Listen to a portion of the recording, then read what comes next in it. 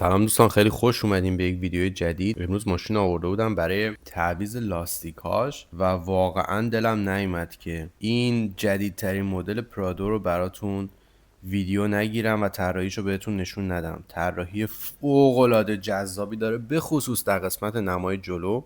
نمای عقبش هم حالت قلدر معابانه همیشگی تویوتاشو حفظ کرده و واقعا تا به الان من خیلی ندیده بودم مثلا توی بازار آلمان به خصوص حداقل لنگ کروزا پرادو، ولی این مدل جدیدش که به تازگی اومده در نمایندگی ها واقعا الان زیاد میبینینش و کلا به خاطر زبان طراحی جدید تویوتا در سطح شهر واقعا از سال گذشته واقعا محصولات تویوتا رو بیشتر توی سطح شهر و خیابون ها مشاهده میکنید. البته خودروهایش مثل یاریس، کورولا و سی4 واقعا به صورت قابل قبولی در سطح شهر اونها رو مشاهده میکنید.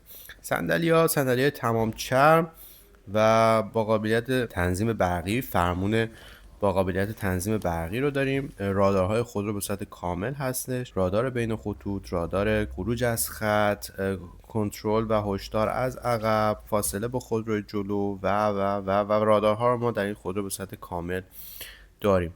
سنسور کنترل چشم و خواب آلودگی راننده، سنسور نور و باران رو هم به تب داریم. نور بالای اتوماتیک رو داریم در این خودرو، چراغ شور، صندوق عقب برقی و یک سیستمی رو داره که در مواقعی که شن و ماسه هستش قابلیت تمیز کردن خودکار خودش رو داره توی قسمت سیستم تعلیق این خودرو.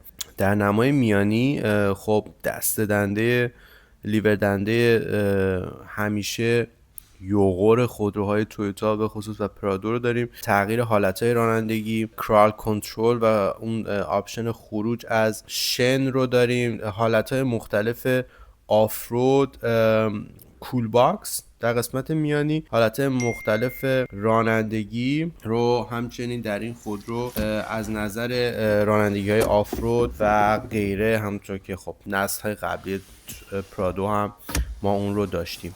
یک نمای کوچیکی هم خواستم براتون از نمای بغل، لاستیک ها و نمای جلوی خودرو بگیرم. طراحی رینگ های جدید، لاستیک های 265 و 18 اینچی و واقعا زیربندی ماشینی که شما مشاهده میکنید واقعا فقط آدم میتونه لذت ببره. من واقعا چیز دیگه ای نمیتونم بگم.